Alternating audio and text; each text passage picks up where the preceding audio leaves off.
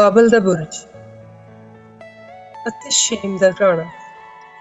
ਸਾਰੀ ਧਰਤੀ ਉੱਤੇ ਇੱਕੋ ਹੀ ਬੋਲੀ ਔਰ ਇੱਕੋ ਹੀ ਭਾਸ਼ਾ ਸੀ ਅਤੇ ਇਉਂ ਹੋਇਆ ਕਿ ਪੂਰਬ ਵੱਲ ਜਾਂਦੇ ਹੋਏ ਉਹਨਾਂ ਨੂੰ ਇੱਕ ਮੈਦਾਨ ਸਿਨਾਰ ਦੇਸ਼ ਵਿੱਚ ਲੱਭਿਆ ਅਤੇ ਉੱਥੇ ਉਹ ਵਸ ਗਏ। ਤਦ ਉਹਨਾਂ ਨੇ ਇੱਕ ਦੂਜੇ ਨੂੰ ਕਿਹਾ, ਆਓ ਅਸੀਂ ਇੱਟਾਂ ਬਣਾਈਏ ਤੇ ਉਹਨਾਂ ਨੂੰ ਚੰਗੀ ਤਰ੍ਹਾਂ ਪਕਾਈਏ। ਸੋ ਉਹਨਾਂ ਕੋਲ ਪੱਥਰਾਂ ਦੀ ਥਾਂ ਇੱਟਾਂ ਔਰ ਚੂਨੇ ਦੀ ਥਾਂ ਗਾਰਾ ਸੀ। ਤਾਂ ਉਹਨਾਂ ਨੇ ਕਿਹਾ, ਆਓ ਅਸੀਂ ਆਪਣੇ ਲਈ ਇੱਕ ਸ਼ਹਿਰ ਔਰ ਇੱਕ ਬੁਰਜ ਬਣਾਈਏ ਜਿਸ ਦੀ ਟੀਸੀ ਆਕਾਸ਼ ਤੱਕ ਹੋਵੇ, ਔਰ ਆਪਣੇ ਲਈ ਇੱਕ ਨਾਉ ਕੱਢੀਏ। ਅਜਿਹਾ ਨਾ ਹੋਵੇ ਕਿ ਅਸੀਂ ਸਾਰੀ ਧਰਤੀ ਉੱਤੇ ਖਿੰਡ ਪੁੰਡ ਜਾਈਏ। ਤਾਂ ਯਹੋਵਾ ਉਸ ਸ਼ਹਿਰ ਔਰ ਬੁਰਜ ਨੂੰ, ਜਿਹਨੂੰ ਆਦਮ ਵੰਸ਼ ਨੇ ਬਣਾਇਆ ਸੀ, ਵੇਖਣ ਲਈ ਉਤਰਿਆ। ਯਹੋਵਾ ਨੇ ਕਿਹਾ ਕਿ ਵੇਖੋ, ਇਹ ਲੋਕ ਇੱਕ ਹਨ ਔਰ ਇਹਨਾਂ ਸਭਨਾਂ ਦੀ ਬੋਲੀ ਇੱਕ ਹੈ ਤੇ ਉਹ ਇਹ ਕਰਨ ਲੱਗੇ ਹਨ ਜੋ ਕੁਝ ਉਹਨਾਂ ਦੇ ਕਰਨ ਦੀ ਭਾਵਨਾ ਹੋਵੇਗੀ। ਹੁਣ ਉਹਨਾਂ ਅੱਗੇ ਨਹੀਂ ਅਟਕੇਗਾ। ਆਓ ਅਸੀਂ ਉਤਰੀਏ ਅਤੇ ਉੱਥੇ ਉਹਨਾਂ ਦੀ ਬੋਲੀ ਨੂੰ ਉਲਟ ਪੁਲਟ ਕਰ ਦਈਏ ਵੀ ਉਹ ਇੱਕ ਦੂਜੇ ਦੀ ਬੋਲੀ ਨਾ ਸਮਝਣ। ਤਾਂ ਯਹੋਵਾ ਨੇ ਉਹਨਾਂ ਨੂੰ ਉੱਥੋਂ ਸਾਰੀ ਧਰਤੀ ਉੱਤੇ ਖਿੰਡਾ ਦਿੱਤਾ।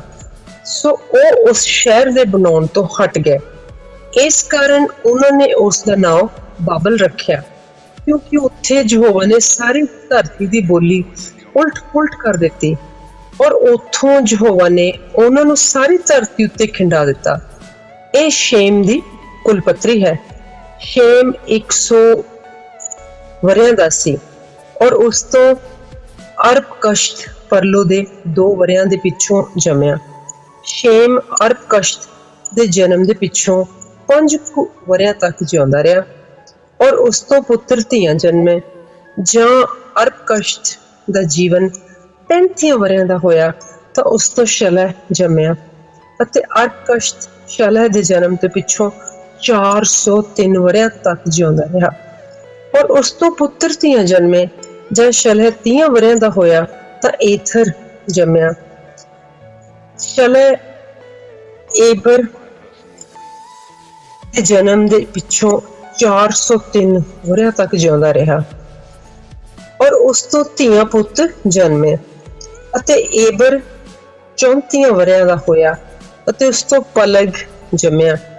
ਏਬਰ ਪਲਗ ਦੇ ਜਨਮ ਤੋਂ ਪਿੱਛੋਂ 430 ਵਰ੍ਹਿਆਂ ਤੱਕ ਜਿਉਂਦਾ ਰਿਹਾ ਔਰ ਉਸ ਤੋਂ ਧੀਆਂ ਪੁੱਤਰ ਜਨਮੇ। ਜਦ ਪਲਗ 30 ਵਰ੍ਹਿਆਂ ਦਾ ਹੋਇਆ ਤਾਂ ਰਊ ਜੰਮਿਆ। ਪਲਗ ਰਊ ਦੇ ਜਨਮ ਦੇ ਪਿੱਛੋਂ 209 ਵਰ੍ਹਿਆਂ ਤੱਕ ਜਿਉਂਦਾ ਰਿਹਾ ਔਰ ਉਸ ਤੋਂ ਧੀਆਂ ਪੁੱਤਰ ਜਨਮੇ। ਰਊ 32 ਵਰ੍ਹਿਆਂ ਦਾ ਹੋਇਆ ਤਾਂ ਉਸ ਤੋਂ ਸਰੂਗ ਜਨਮਿਆ। ਰਊ ਸਰੂਗ ਦੇ ਜਨਮ ਦੇ ਪਿੱਛੋਂ 207 ਵਰ੍ਹਿਆਂ ਤੱਕ ਜਿਉਂਦਾ ਰਿਹਾ ਔਰ ਉਸ ਤੋਂ ਪੁੱਤਰ ਧੀਆਂ ਜਨਮੇ। ਜਦ ਸਰੂਗ 30 ਵਰ੍ਹਿਆਂ ਦਾ ਹੋਇਆ ਤਾਂ ਉਸ ਤੋਂ ਨਾਹੌਰ ਜੰਮਿਆ। ਸਰੂਗ ਨਾਹੌਰ ਦੇ ਜਨਮ ਦੇ ਪਿੱਛੋਂ 200 ਵਰ੍ਹਿਆਂ ਤੱਕ ਜਿਉਂਦਾ ਰਿਹਾ ਔਰ ਉਸ ਤੋਂ ਪੁੱਤਰ ਧੀਆਂ ਜਨਮੇ। ਜਦ ਨਾਹੌਰ 29 ਵਰ੍ਹਿਆਂ ਦਾ ਹੋਇਆ ਤਾਂ ਉਸ ਤੋਂ ਤਾਰਾ ਜਨਮਿਆ। ਨਾਹੌਰ ਤਾਰਾ ਦੇ ਜਨਮ ਦੇ ਪਿੱਛੋਂ 119 ਵਰ੍ਹਿਆਂ ਤੀਕ ਜਿਉਂਦਾ ਰਿਹਾ ਔਰ ਉਸ ਤੋਂ ਪੁੱਤਰ ਧੀਆਂ ਜਨਮੇ। ਤਾਰਾ 17 ਵਰ੍ਹਿਆਂ ਦਾ ਹੋਇਆ ਤਾਂ ਉਸ ਤੋਂ ਅਬਰਾਮ ਔਰ ਨਾਹੌਰ ਔਰ ਹਾਰਾਨ ਜਨਮੇ। ਇਹ ਤਾਰਾ ਦੀ ਕੁਲਪੱਤਰੀ ਹੈ। ਤਾਰਾ ਤੋਂ ਅਬਰਾਮ ਤੇ ਨਾਹੌਰ ਤੋਂ ਹਾਰਾਨ ਜਨਮੇ। ਹਾਰਾਨ ਤੋਂ ਲੂਤ ਜਨਮਿਆ। ਹਾਰਾਨ ਆਪਣੇ ਪਿਤਾ ਤਾਰਾ ਅੱਗੇ ਆਪਣੀ ਜਨਮ ਭੂਮੀ ਵਿੱਚ ਅਰਥਾਤ ਕਸਤੀਆਂ ਦੇ ਊਰ ਵਿੱਚ ਮਰ ਗਿਆ। ਅਬਰਾਮ ਔਰ ਨਾਹੌਰ ਨੇ ਆਪਣੇ ਲਈ ਪਤਨੀਆਂ ਕੀਤੀਆਂ। ਅਬਰਾਹਮ ਦੀ ਪਤਨੀ ਦਾ ਨਾਮ ਸਾਰਾਈ ਸੀ ਔਰ ਨਾਹੌਰ ਦੀ ਪਤਨੀ ਦਾ ਨਾਮ ਮਿਲਕਾਹ ਸੀ, ਜਿਹੜੀ ਹਾਰਾਨ ਦੀ ਧੀ ਸੀ। ਮਿਲਕਾਹ ਔਰ ਜਿਸਕਾ ਦਾ ਪਿਤਾ ਸੀ, ਜੋ ਮਿਲਕਾ ਔਰ ਜਿਸਕਾ ਦਾ ਪਿਤਾ ਸੀ। ਪਰ ਸਾਰਾਈ ਬਾਂਝ ਸੀ, ਉਸਦਾ ਕੋਈ ਬੱਚਾ ਨਹੀਂ ਸੀ। ਤਾਰਾ ਆਪਣੇ ਪੁੱਤਰ ਅਬਰਾਮ ਨੂੰ ਔਰ ਲੂਤ ਹਾਰਾਨ ਦੇ ਪੁੱਤਰ ਆਪਣੇ ਪੋਤੇ ਨੂੰ ਔਰ ਸਾਰਾਈ ਆਪਣੀ ਨੂੰਹ ਅਤੇ ਆਪਣੇ ਪੁੱਤਰ ਇਬਰਾਹਿਮ ਦੀ ਪਤਨੀ ਨੂੰ ਲੈ ਕੇ ਉਹਨਾਂ ਨਾਲ ਕਸਦੀਮ ਦੇ ਊਰ ਤੋਂ ਕਨਾਨ ਦੇ ਦੇਸ਼ ਨੂੰ ਜਾਣ ਲਈ ਨਿਕਲਿਆ ਅਤੇ ਉਹ ਹਾਰਾਨ ਵਿੱਚ ਆਏ ਔਰ ਉੱਥੇ ਹੀ ਵਸ ਗਏ। ਤਾਰਾ ਦੀ ਉਮਰ 205 ਵਰ੍ਹਿਆਂ ਦੀ ਸੀ और तारा हाथ विच आ गया। अब्राहम दा अपने देश नूं छड्डना। चैप्टर 12।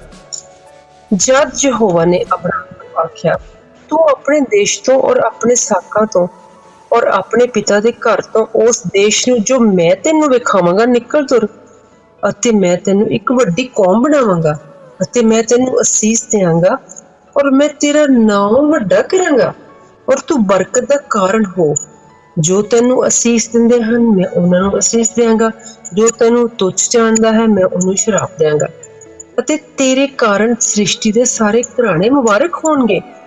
सो अब्राहम जिवें यहोवा ਉਹਨੂੰ ਬੋਲਿਆ ਸੀ ਚੱਲਿਆ ਤੇ ਲੂਤ ਵੀ ਉਸ ਦੇ ਨਾਲ ਚੱਲਿਆ। ਅਬਰਾਮ ਦੀ ਉਮਰ 75 ਵਰ੍ਹਿਆਂ ਦੀ ਸੀ ਜਦ ਉਹ ਹਰਾਨ ਤੋਂ ਨਿਕਲਿਆ। ਤਾਂ ਅਬਰਾਮ ਸਾਰਾਈ ਆਪਣੀ ਪਤਨੀ ਔਰ ਲੂਤ ਆਪਣੇ ਭਤੀਜੇ ਨੂੰ ਔਰ ਉਹਨਾਂ ਦੇ ਸਭ ਧਨ ਨੂੰ ਜੋ ਉਹਨਾਂ ਨੇ ਇਕੱਠਾ ਕੀਤਾ ਔਰ ਉਹਨਾਂ ਜੀਵਾਂ ਨੂੰ ਜਿਨ੍ਹਾਂ ਨੂੰ ਉਹਨਾਂ ਨੇ ਹਰਾਨ ਵਿੱਚ ਪ੍ਰਾਪਤ ਕੀਤਾ ਲੈ ਕੇ ਕਨਾਨ ਦੇਸ਼ ਨੂੰ ਜਾਣ ਲਈ ਨਿਕਲ ਤੁਰਿਆ। ਅਤੇ ਕਨਾਨ ਦੇਸ਼ ਵਿੱਚ ਆਏ ਉਹ ਅਤੇ ਅਬਰਾਮ ਦੇਸ਼ ਦੇ ਵਿੱਚੋਂ ਦੀ ਸ਼ਕਮ ਦੀ ਥਾਂ ਅਰਥਾਤ ਮੋਹਰ ਦੇ ਬਲੂਤ ਤਾਈਂ ਲੰਘਿਆ ਅਤੇ ਕਨਾਨੀ ਅਜੇ ਉਸ ਦੇਸ਼ ਵਿੱਚ ਹੀ ਸਨ। ਤਦ ਯਹੋਵਾ ਨੇ ਅਬਰਾਮ ਨੂੰ ਦਰਸ਼ਨ ਦੇ ਕੇ ਕਿਹਾ, ਤੇਰੀ ਅੰਸ਼ ਨੂੰ ਮੈਂ ਇਸ ਧਰਤੀ ਦਿਆਂਗਾ, ਇਹ ਧਰਤੀ। ਅਤੇ ਉਸਨੇ ਉੱਥੇ ਇੱਕ ਜਗਵੇਦੀ ਯਹੋਵਾ ਲਈ ਜਿਸਨੇ ਉਸਨੂੰ ਦਰਸ਼ਨ ਦਿੱਤਾ ਸੀ ਬਣਾਈ। ਤਦ ਉੱਥੋਂ ਉਹਨੇ ਇੱਕ ਪਹਾੜ ਨੂੰ ਜੋ ਬੈਤੇਲ ਤੋਂ ਪੂਰਬ ਵੱਲ ਹੈ ਜਾ ਕੇ ਆਪਣਾ ਤੰਬੂ ਲਾਇਆ, ਜਿੱਥੋਂ ਬੈਤੇਲ ਲਹਿੰਦੇ ਪਾਸੇ ਔਰ ਆਈ ਚੜ੍ਹਦੇ ਪਾਸੇ ਸੀ। ਉੱਥੇ ਉਹਨੇ ਯਹੋਵਾ ਲਈ ਇੱਕ ਜਗਵੇਦੀ ਬਣਾਈ ਔਰ ਯਹੋਵਾ ਦਾ ਨਾਮ ਲਿਆ। ਤਾਂ ਅਬਰਾਮ ਸਫ਼ਰ ਕਰਦਾ ਕਰਦਾ ਦੱਖਣ ਵੱਲ ਤੁਰਿਆ ਗਿਆ। ਫਿਰ ਉਸ ਦੇਸ਼ ਵਿੱਚ ਅਕਾਲ ਪੈ ਗਿਆ ਅਤੇ ਅਬਰਾਮ ਦੇਸ਼ ਵਾਸ ਕਰਨ ਲਈ ਮਿਸਰ ਨੂੰ ਗਿਆ, ਕਿਉਂਕਿ ਅਕਾਲ ਧਰਤੀ ਉੱਤੇ ਭਾਰੀ ਸੀ। ਇਉਂ ਹੋਇਆ ਜਦ ਉਹ ਮਿਸਰ ਵਿੱਚ ਵੜਨ ਲਈ ਨੇੜੇ ਆਇਆ ਤਾਂ ਉਸਨੇ ਸਾਰਾਈ ਆਪਣੀ ਪਤਨੀ ਨੂੰ ਆਖਿਆ, ਵੇਖ ਹੁਣ ਮੈਂ ਜਾਣਦਾ ਹਾਂ ਕਿ ਤੂੰ ਰੂਪਵੰਤੀ ਇਸਤਰੀ ਹੈ। ਸੋ ਇਉਂ ਹੋਏਗਾ ਜਦ ਮਿਸਰੀ ਤੈਨੂੰ ਵੇਖਣਗੇ ਉਹ ਕਹਿਣਗੇ ਕਿ ਇਹ ਉਸਦੀ ਪਤਨੀ ਹੈ ਅਤੇ ਉਹ ਮੈਨੂੰ ਮਾਰ ਸੁੱਟਣਗੇ ਪਰ ਤੈਨੂੰ ਜਿਉਂਦਿਆਂ ਰੱਖ ਲੈਣਗੇ। ਤੂੰ ਇਹ ਆਖੀ ਕਿ ਮੈਂ ਉਹਦੀ ਭੈਣ ਹਾਂ, ਤਾਂ ਉਹ ਤੇਰੇ ਕਾਰਨ ਮੇਰਾ ਵੀ ਭਲਾ ਕਰਨ ਅਤੇ ਮੇਰੀ ਜਾਨ ਤੇਰੇ ਕਾਰਨ ਬਚ ਜਾਵੇ। ਤਾਂ ਇਉਂ ਹੋਇਆ ਜਦ ਅਬਰਾਹਮ ਮਿਸਰ ਵਿੱਚ ਆਇਆ ਤਾਂ ਮਿਸਰੀਆਂ ਨੇ ਉਹਦੀ ਪਤਨੀ ਨੂੰ ਵੇਖਿਆ ਕਿ ਉਹ ਬਹੁਤ ਸੋਹਣੀ ਹੈ ਅਤੇ ਫਿਰੌਨ ਦੇ ਸਰਦਾਰਾਂ ਨੇ ਉਹਨੂੰ ਵੇਖ ਕੇ ਫਿਰੌਨ ਦੇ ਅੱਗੇ ਉਹਦੀ ਵਡਿਆਈ ਕੀਤੀ। ਤਾਂ ਉਹ ਤੀਵੀਂ ਫਿਰੌਨ ਦੇ ਘਰ ਵਿੱਚ ਪਹੁੰਚਾਈ ਗਈ ਅਤੇ ਉਸਨੇ ਅਬਰਾਮ ਨਾਲ ਉਹਦੇ ਕਾਰਨ ਭਲਾਈ ਕੀਤੀ। ਸੋ ਉਹਦੇ ਕੋਲ ਇੱਜੜ ਗਾਈਆਂ, ਬਲਦ, ਗਧੇ ਔਰ ਗੋਲੇ ਗੋਲੀਆਂ ਗਧੀਆਂ ਔਰ ਊਠ ਹੋ ਗਿਆ। ਪਰ ਯਹੋਵਾ ਨੇ ਫਿਰੌਨ ਔਰ ਉਹਦੇ ਘਰਾਣੇ ਉੱਤੇ ਸਰਾਈ ਅਬਰਾਮ ਦੀ ਪਤਨੀ ਦੇ ਕਾਰਨ ਵੱਡੀਆਂ ਬਵਾਵਾਂ ਪਾਈਆਂ। ਤਾਂ ਫਿਰੌਨ ਨੇ ਅਬਰਾਮ ਨੂੰ ਬੁਲਾ ਕੇ ਆਖਿਆ, ਤੈਂ ਮੇਰੇ ਨਾਲ ਇਹ ਕੀ ਕੀਤਾ? ਤੈਂ ਮੈਨੂੰ ਕਿਉਂ ਨਹੀਂ ਦੱਸਿਆ ਕਿ ਇਹ ਤੇਰੀ ਪਤਨੀ ਹੈ? ਤੈਂ ਮੈਨੂੰ ਕਿਉਂ ਆਖਿਆ ਕਿ ਇਹ ਤੇਰੀ ਭੈਣ ਹੈ? ਤਦ ਹੀ ਮੈਂ ਇਸਨੂੰ ਲਿਆ ਕਿ ਆਪਣੀ ਪਤਨੀ ਬਣਾਵਾਂ। ਹੁਣ ਵੇਖ, ਆਪਣੀ ਪਤਨੀ ਨੂੰ ਲੈ ਲੈ ਤੇ ਜਾ। ਤਦ ਫਿਰੌਨ ਨੇ ਆਪਣੇ ਆਦਮੀਆਂ ਨੂੰ ਉਸ ਵਿਖੇ ਹੁਕਮ ਦਿੱਤਾ। ਸੋ ਉਹਨਾਂ ਨੇ ਉਸਨੂੰ ਔਰ ਉਸਦੀ ਪਤਨੀ ਨੂੰ ਔਰ ਉਸਦਾ ਸਭ ਕੁਝ ਉੱਥੋਂ ਤੋਰ ਦਿੱਤਾ। ਚੈਪਟਰ 13। ਅਬਰਾਮ ਤੇ ਲੂਤ ਦਾ ਵੱਖੋ ਵੱਖ ਹੋ ਜਾਣਾ। ਤਾਂ ਅਬਰਾਮ ਔਰ ਉਸਦੀ ਪਤਨੀ ਔਰ ਸਭ ਕੁਝ ਜੋ ਉਹਦੇ ਕੋਲ ਸੀ ਔਰ ਲੂਤ ਵੀ ਉਹਦੇ ਨਾਲ ਮਿਸਰ ਤੋਂ ਦੱਖਣ ਦੇਸ਼ ਵੱਲ ਉਤਾਂਹ ਗਏ। ਅਬਰਾਮ ਡੰਗਰਾਂ ਔਰ ਸੋਨੇ ਚਾਂਦੀ ਵਿੱਚ ਵੱਡਾ ਧਨ ਮਾਲ ਵਾਲਾ ਸੀ। ਉਹ ਦੱਖਣ ਤੋਂ ਸਫ਼ਰ ਕਰਦਾ ਬੈਤੇਲ ਦੀ ਉਸ ਥਾਂ ਤੇ ਕੱਪੜਿਆ ਜਿੱਥੇ ਪਹਿਲਾਂ ਆਪਣਾ ਤੰਬੂ ਬੈਤੇਲ ਔਰ ਆਈ ਦੇ ਵਿਚਕਾਰ ਲਾਇਆ ਸੀ, ਅਰਥਾਤ ਉਸ ਜਗਵੇਦੀ ਦੀ ਥਾਂ ਤੇ ਜੋ ਉਸਨੇ ਪਹਿਲਾਂ ਬਣਾਈ ਸੀ। ਅਤੇ ਉੱਥੇ ਅਬਰਾਮ ਨੇ ਯਹੋਵਾ ਦਾ ਨਾਮ ਲਿਆ। ਅਤੇ ਲੂਤ ਕੋਲ ਵੀ ਜਿਹੜਾ ਅਬਰਾਮ ਨਾਲ ਚੱਲਦਾ ਸੀ ਇੱਜੜ ਔਰ ਗਾਈਆਂ, ਬਲਦ ਔਰ ਤੰਬੂ ਸਨ। ਅਤੇ ਉਸ ਦੇਸ਼ ਨੇ ਉਹਨਾਂ ਨੂੰ ਨਾ ਝੱਲਿਆ ਕਿ ਉਹ ਇਕੱਠੇ ਰਹਿਣ, ਕਿਉਂਕਿ ਉਹਨਾਂ ਦਾ ਮਾਲ ਧਨ ਇੰਨਾ ਸੀ ਕਿ ਉਹ ਇਕੱਠੇ ਰਹਿ ਨਹੀਂ ਸਕਦੇ ਸਨ। ਉਪਰੰਤ ਅਬਰਾਮ ਦੇ ਪਾਲਿਆਂ ਔਰ ਲੂਤ ਦੇ ਪਾਲਿਆਂ ਵਿਚਕਾਰ ਝਗੜਾ ਹੋ ਗਿਆ ਅਤੇ ਕਨਾਨੀ ਔਰ ਪ੍ਰਿਜੀ ਪਰਜਾ ਉਸ ਵੇਲੇ ਉਸ ਦੇਸ਼ ਵਿੱਚ ਵਸਦੀ ਸੀ। ਅਬਰਾਮ ਨੇ ਲੂਤ ਨੂੰ ਕਿਹਾ, मेरे और तेरे पालियां विच झगड़ा नहीं होना चाहिए। असी भरा भरा हाँ, भला तेरे अगे सारा देश नहीं है। मैं इत्थों वखरा हो जा। जे तू खब्बे पासे जावे तो मैं सज्जे जावांगा, जे तू सज्जे पासे जावे तो मैं खब्बे पासे जावांगा। सो लूत ने अपनी अखां चुक के यरदन दे सारे मैदान नूं वेख्या। वो सारा मैदान इस तो पहला कि यहोवा ने सदोम और अमोरा नूं नाश कीता चंगी तरह तर सी। ओ यहोवा दे बाग वर्गा अथवा सवार नूं जांदे हुए मिस्र देश वर्गा ही सी। लूत ने अपने लिए यरदन दा सारा मैदान चुनिया और लूत पूर्व वल चला गया। सो एक दूजे तो अड हो गए। अब्राहम कनान दे देश विच वसिया ਅਤੇ लूत उस मैदान दे नगरां विच वसिया और सदोम कोल अपना तंबू लाया। ਅਤੇ सदोम दे मनुख यहोवा अगे अत बुरियार ते महा पापी सन। यहोवा ने अब्राहम नूं लूत दे उस तो वखरे होण दे पिछों आख्या कि अपनियां अखां हुण चुक के इस थां तो जिथे तू हुण है उत्तर वल और दखण पूरब और पश्चिम वल वेख, क्योंकि ये सारी धरती जो तू वेखता है, जिथों जिथों तक तू वेख सकता है, तेनू और तेरी अंश नूं मैं सदा लई देवांगा। ਅਤੇ मैं तेरी अंश धरती दी धूड़ वर्गी अजिही ਵਧਾਵਾਂਗਾ कि जे कोई मनुख धरती दी धूड़ नूं गिण सके तो तेरी अंश नूं भी गिण सकेगा। उठ इस देश दी लंबाई चौड़ाई विच फिर क्यों जो मैं तेनू ये देवांगा। तां अब्राहम ने अपना तंबू पुट्टिया ਅਤੇ ममरे दियां बलूतां कोल ਜਿਹੜੇ हबरोन विच हन जा वसिया। उत्थे उसने एक जगवेदी यहोवा ਲਈ बनाई। चैप्टर 14 अब्राहम लूत नूं बचाउंदा है। इउं होया कि सनार दे राजा अमराफल और अल्लासार दे राजा अरयोग और एलाम दे राजा कदार लाओमार और गोइम दे राजा तिदाल दे दिनां विच इन्हां ने सदोम दे राजा बरा और अमूरा दे राजा बिरसा और अदमा दे राजा सिनाब और सबोइम दे राजा सममेबर और बला अर्थात सोआर दे राजा नाल युद्ध कीता। ये सब सदीम दी दून विच जो खारा समुंदर है इकट्ठे हुए 12 वरे और कदार लाओमर दे ताबिया रहे। फिर 13वें वरे वो आकी हो गए अते 14वें वरे कदार लाओमर और वो राजे जो उसके नाल सन आए अते उन्होंने रफाइयां नूं अस्तरोफ पर नाइम विच पर जूजिया नूं हाम विच और एमिया नूं सावे किरियातियम विच और होरियां नूं उन्हां दे पहाड़ सेईर विच एल परान ताई जो उजाड़ कोल है मारिया। अते ओ मुड़ के एन मिसपाट अर्थात का देश नूं आए अते अमालेकियां दे सारे मुल्क नूं और अमोरियां नूं भी जो हसीसोन तामर विच वसदे सन मारिया। अते सदोम दा राजा और अमूराह दा राजा और अदमह दा राजा और सबोईम दा राजा और पला अर्थात सोआर दा राजा निकले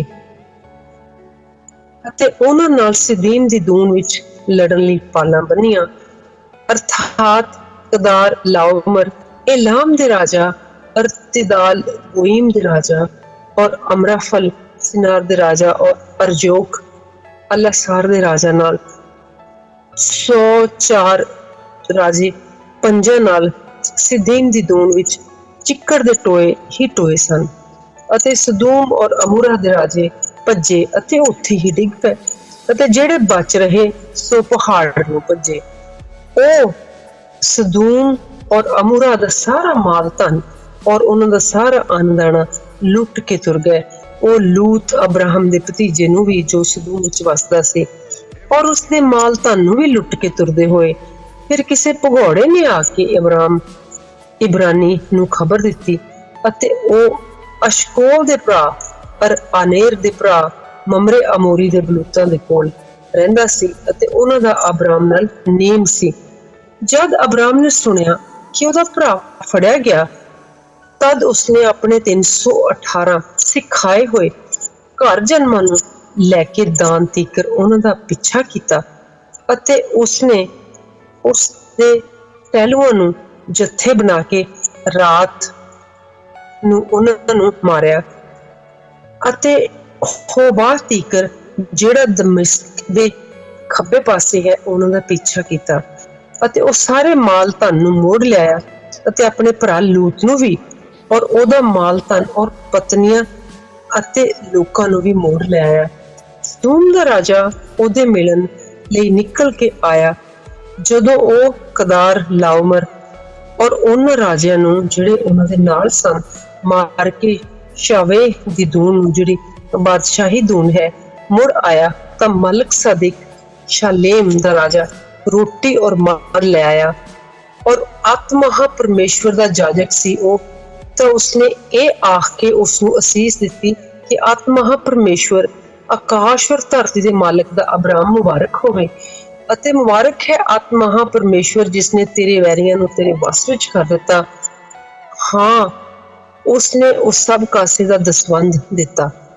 ਅਤੇ ਸਦੂਮ ਦੇ ਰਾਜਾ ਨੇ ਅਬਰਾਮ ਨੂੰ ਆਖਿਆ, ਇਹਨਾਂ ਜੀਵਾਂ ਨੂੰ ਮੈਨੂੰ ਦੇ, ਪਰ ਮਾਲ ਧਨ ਆਪ ਰੱਖ ਲੈ।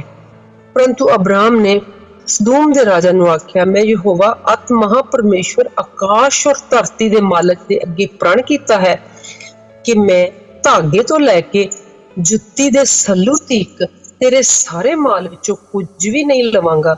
ਅਜਿਹਾ ਨਾ ਹੋਵੇ ਕਿ ਤੂੰ ਆਖੇ ਕਿ ਮੈਂ ਹੀ ਅਬਰਾਮ ਨੂੰ ਧਨੀ ਬਣਾ ਦਿੱਤਾ ਹੈ। ਕੇਵਲ ਉਹਨੂੰ ਛੱਡ ਦੇ ਜੋ ਮੇਰੇ ਗੱਭਰੂਆਂ ਨੇ ਖਾ ਲਿਆ ਹੈ ਔਰ ਉਹਨਾਂ ਦਾ ਮਨੁੱਖਾਂ ਦਾ ਹਿੱਸਾ ਜਿਹੜੇ ਮੇਰੇ ਨਾਲ ਗਏ ਹਨ ਅਰਥਾਤ ਅਨੇਰ ਔਰ ਅਸ਼ਕੋਲ ਔਰ ਮਮਰੇ, ਉਹ ਆਪਣਾ ਹਿੱਸਾ ਬੇਸ਼ੱਕ ਲੈ ਲੈਣ। ਅੰਸ਼ ਦੇਣ ਦਾ ਵਚਨ ਚੈਪਟਰ 15। ਇਹਨਾਂ ਗੱਲਾਂ ਦੇ ਮਗਰੋਂ ਯਹੋਵਾ ਦਾ ਵਚਨ ਅਬਰਾਮ ਕੋਲ ਦਰਸ਼ਨ ਵਿੱਚ ਆਇਆ ਕਿ ਨਾ ਡਰ ਅਬਰਾਮ, ਮੈਂ ਤੇਰੇ ਲਈ ਢਾਲ ਹਾਂ ਅਤੇ ਤੇਰਾ ਅਤ ਵੱਡਾ ਅਜਰ ਹਾਂ। ਉਪਰੰਤ ਅਬਰਾਮ ਨੇ ਆਖਿਆ, ਹੇ ਯਹੋਵਾ, ਤੂੰ ਮੈਨੂੰ ਕੀ ਦੇਵੇਂਗਾ, ਕਿਉਂਕਿ ਮੈਂ ਤੇ ਔਤ ਤੁਰਿਆ ਜਾਂਦਾ ਹਾਂ। ਮੇਰੇ ਘਰ ਦਾ ਵਾਰਿਸ ਇਹ ਦਮਿਸ਼ਕੀ ਅਲੀ ਅਜ਼ਰ ਹੈ। ਨਾਲੇ ਅਬਰਾਮ ਨੇ ਆਖਿਆ, ਵੇਖ ਤੇ ਮੈਨੂੰ ਕੋਈ ਅੰਸ਼ ਨਹੀਂ ਦਿੱਤੀ ਔਰ ਵੇਖ ਮੇਰਾ ਘਰ ਜੰਮ ਹੀ ਮੇਰਾ ਵਾਰਿਸ ਹੋਵੇਗਾ। ਤਾਂ ਵੇਖੋ ਯਹੋਵਾ ਦਾ ਵਚਨ ਉਹਦੇ ਕੋਲ ਆਇਆ ਕਿ ਇਹ ਤੇਰਾ ਵਾਰਿਸ ਨਹੀਂ ਹੋਵੇਗਾ, ਪਰ ਉਹ ਜੋ ਤੇਰੇ ਤੁਖਮ ਵਿੱਚੋਂ ਨਿਕਲੇਗਾ ਉਹੀ ਤੇਰਾ ਵਾਰਿਸ ਹੋਵੇਗਾ। ਤਾਂ ਉਹ ਉਸਨੂੰ ਬਾਹਰ ਲੈ ਗਿਆ ਔਰ ਆਖਿਆ, ਆਕਾਸ਼ ਵੱਲ ਨਿਗਾਹ ਮਾਰ, ਤਾਰੇ ਗਿਣ ਜੇ ਤੂੰ ਗਿਣ ਸਕਦਾ ਹੈ। ਫਿਰ ਉਸਨੇ ਉਹਨੂੰ ਆਖਿਆ, ਐਨੀ ਹੀ ਤੇਰੀ ਅੰਸ਼ ਹੋਵੇਗੀ। ਉਸਨੇ ਯਹੋਵਾ ਦੀ ਪ੍ਰਤੀਤ ਕੀਤੀ ਅਤੇ ਉਹਨੇ ਉਸ ਦੇ ਲਈ ਇਸ ਗੱਲ ਨੂੰ ਧਰਮ ਗਿਣਿਆ ਅਤੇ ਉਸਨੇ ਉਹਨੂੰ ਆਖਿਆ, ਮੈਂ ਯਹੋਵਾ ਹਾਂ ਜੋ ਤੈਨੂੰ ਕਸਦੀਆਂ ਦੇ ਊਰ ਤੋਂ ਕੱਢ ਕੇ ਲੈ ਕੇ ਆਇਆ ਹਾਂ ਤਾਂ ਜੋ ਮੈਂ ਤੈਨੂੰ ਇਹ ਧਰਤੀ ਤੇਰੀ ਮਿਲ ਹੋਣ ਲਈ ਦਿਆਂ। ਤਾਂ ਉਸਨੇ ਆਖਿਆ, ਹੇ ਪ੍ਰਭੂ ਯਹੋਵਾ, ਮੈਂ ਕਿਸ ਤਰ੍ਹਾਂ ਜਾਣਾ ਕਿ ਤੂੰ ਮੈਨੂੰ ਮਿਲਖ ਵਿੱਚ ਲਵਾਂਗਾ। ਉਸਨੇ ਉਸਨੂੰ ਆਖਿਆ, ਮੇਰੇ ਲਈ ਇੱਕ 3 ਵਰਿਆਂ ਦੀ ਵੈੜ ਔਰ ਇੱਕ 3 ਵਰਿਆਂ ਦੀ ਬੱਕਰੀ ਔਰ ਇੱਕ 3 ਵਰਿਆਂ ਦਾ ਛਤਰਾ ਔਰ ਇੱਕ ਘੁੱਗੀ ਔਰ ਇੱਕ ਕਬੂਤਰ ਦਾ ਬੱਚਾ ਲੈ ਲੈ। ਤਾਂ ਉਹ ਉਸ ਦੇ ਲਈ ਇਹ ਸਭ ਕੁਝ ਲੈ ਆਇਆ। ਤਾਂ ਉਹਨਾਂ ਦੇ 2-2 ਟੋਟੇ ਕੀਤੇ ਅਤੇ ਉਸਨੇ ਇੱਕ ਟੋਟੇ ਨੂੰ ਦੂਜੇ ਦੇ ਸਾਹਮਣੇ ਰੱਖਿਆ ਔਰ ਪੰਛੀਆਂ ਦੇ ਟੋਟੇ ਨਾ ਕੀਤੇ ਔਰ ਸ਼ਿਕਾਰੀ ਪੰਖੇਰੂ ਉਹਨਾਂ ਲੂਥਾਂ ਉੱਤੇ ਉਤਰੇ। ਤਦ ਅਬਰਾਮ ਨੇ ਉਹਨਾਂ ਨੂੰ ਹਟਾਇਆ ਤਾਂ ਸੂਰਜ ਡੁੱਬਣ ਲੱਗਾ ਤਾਂ ਗੂੜੀ ਨੀਂਦ ਅਬਰਾਮ ਉੱਤੇ ਆ ਪਈ ਤੇ ਵੇਖੋ ਇੱਕ ਵੱਡਾ ਡਰਾਉਣਾ ਹਨੇਰਾ ਵੀ ਉਹਦੇ ਉੱਤੇ ਛਾ ਗਿਆ। ਉਸਨੇ ਅਬਰਾਮ ਨੂੰ ਆਖਿਆ, ਤੂੰ ਸੱਚ ਜਾਣ ਵੀ ਤੇਰੀ ਅੰਸ਼ ਇੱਕ ਦੇਸ਼ ਵਿੱਚ ਜਿਹੜਾ ਉਹਨਾਂ ਦਾ ਨਹੀਂ ਹੈ ਪਰਦੇਸੀ ਹੋਵੇਗੀ ਤੇ ਉਹਨਾਂ ਦੀ ਗੁਲਾਮੀ ਕਰੇਗੀ ਔਰ ਉਹ ਉਹਨਾਂ ਨੂੰ 400 ਵਰਿਆਂ ਤੱਕ ਦੁੱਖ ਦੇਣਗੇ ਅਤੇ ਉਸ ਕੌਮ ਦਾ ਵੀ ਜਿਹਦੀ ਉਹ ਗੁਲਾਮੀ ਕਰਨਗੇ ਮੈਂ ਨਿਆਂ ਕਰਾਂਗਾ ਅਤੇ ਇਹਦੇ ਮਗਰੋਂ ਉਹ ਵੱਡੇ ਮਾਲ ਧਨ ਨਾਲ ਨਿਕਲ ਆਉਣਗੇ, ਪਰ ਤੂੰ ਆਪਣੇ ਪਿਓ ਦਾਦਿਆਂ ਕੋਲ ਸ਼ਾਂਤੀ ਨਾਲ ਜਾਵੇਂਗਾ। ਤੂੰ ਚੰਗੇ ਵਿਰਧ-ਪੁਣੇ ਵਿੱਚ ਦਫਨਾਇਆ ਜਾਵੇਂਗਾ ਅਤੇ 4ਥੀ ਪੀੜ੍ਹੀ ਤੱਕ ਇੱਧਰ ਉੱਧਰ ਉਹ ਫੇਰ ਮੁੜਨਗੇ, ਕਿਉਂ ਜੋ ਅਮੋਰੀਆਂ ਦੀ ਬੁਰਾਈ ਅਜੇ ਪੂਰੀ ਨਹੀਂ ਹੋਈ। ਇਉਂ ਹੋਇਆ ਕਿ ਸੂਰਜ ਆਥਣਿਆ ਅਤੇ ਹਨੇਰਾ ਹੋ ਗਿਆ ਤਾਂ ਵੇਖੋ ਇੱਕ ਧੂਏ ਵਾਲਾ ਤੰਦੂਰ ਇੱਕ ਬਲਦੀ ਮਿਸਾਲ ਇਹਨਾਂ ਟੋਟਿਆਂ ਵਿੱਚੋਂ ਦੀ ਲੰਘ ਗਈ, ਉਸ ਦਿਨ ਯਹੋਵਾ ਨੇ ਇੱਕ ਨੇਮ ਅਬਰਾਮ ਨਾਲ ਬੰਨਿਆ ਕਿ ਤੇਰੀ ਅੰਸ਼ ਨੂੰ ਮੈਂ ਇਹ ਧਰਤੀ ਦੇ ਦਿੱਤੀ ਹੈ, ਅਰਥਾਤ ਮਿਸਰ ਦੇ ਦਰਿਆ ਤੋਂ ਲੈ ਕੇ ਵੱਡੇ ਦਰਿਆ ਫਰਾਤ ਤੀਕਰ, ਤੇ केनी और कनिजी और कदमोनी और हित्ती और प्रिजी और रफाइम और अमोरी और कनानी और गिरगाशी और यबूसी ये भी दे दिते।